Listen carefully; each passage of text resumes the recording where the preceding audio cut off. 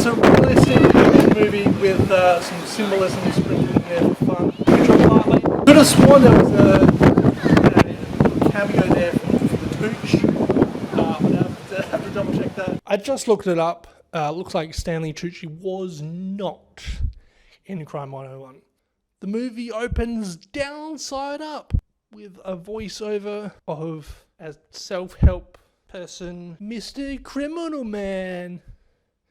And then it cuts to some normal guys with a revolver. And then insurance broker lady putting on makeup. And disgruntled detective sitting on the toilet reading the news.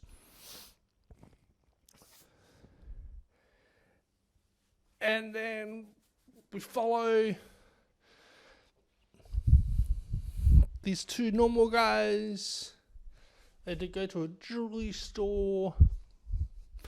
And he's like, oh, these are the diamonds. You stay here. You follow me out the back. These are actually the diamonds. Take them to your lake, please, so nobody steals them. They get in the car. They go to the drop-off point. But what's this? Criminal Man was following them the entire time. He's like, put the phones in my car. Give me the diamonds. No, the real diamonds. And here's your phones back. And the disheveled detective is trying to connect the dots between these jewelry thieving places that seem to happen along the highway 101. There's a race between crime guy and disheveled detective and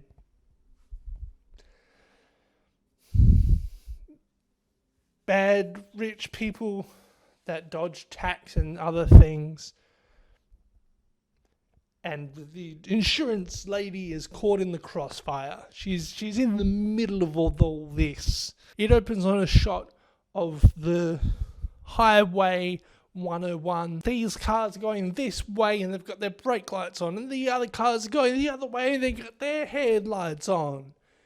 It's red blood cells and white blood cells, and it's the veins of the city, and we're upside down because it's a perspective thing. It turns it on its head, and you've got the they're not match cuts exactly, but you would have scenes set up where it's like, oh, sure is a beautiful day outside today, isn't it? And then it cuts to a mid close-up of the day outside. It's nighttime now, but you get the idea. And then it's a different character looking out a different window. It's not quite match cutty, but there's someone in one scene sets up the other scene with a bit of dialogue. Guy that sort of follows his own rules, gets the handheld rig to the motorbike, camera angles, and the insurance broker chick who's in it to win it is putting on makeup. But except, what's this? It's war paint. That's symbolic. I did also notice it wasn't cut perfectly. It was cut very well. Reminds me of Fantastic Four in a way. But Fantastic Four was cut better than Crime 101.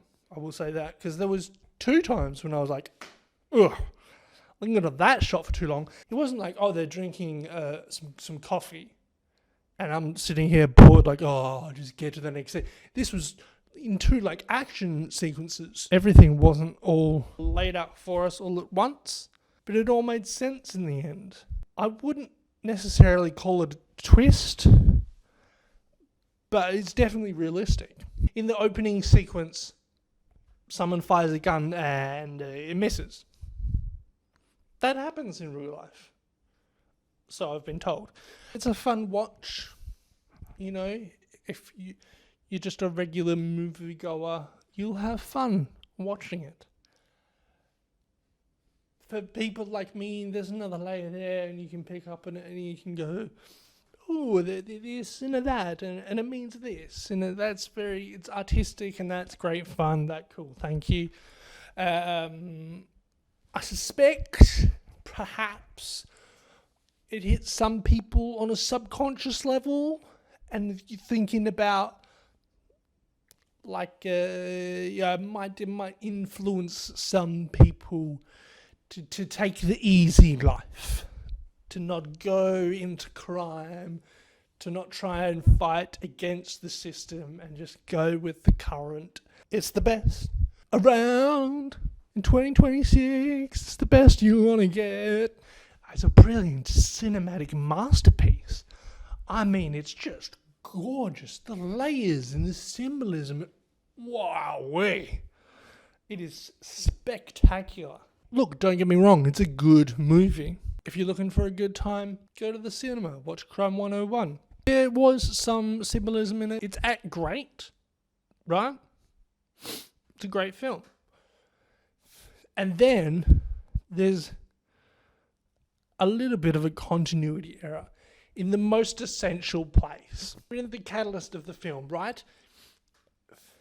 And there's a scene that is happening, and the camera is focused on one thing, and it cuts to another, showing us some crucial information, and then it cuts back to the other scene, and something significant happens, and we cut to a wide shot, and it's like, huh? How? When was he given that opportunity, and how did he take advantage of that opportunity to such a massive extent? It's not quite as good as Final Reckoning in terms of its action sequences and so forth. Although it's a different genre to Wonder Woman 1984,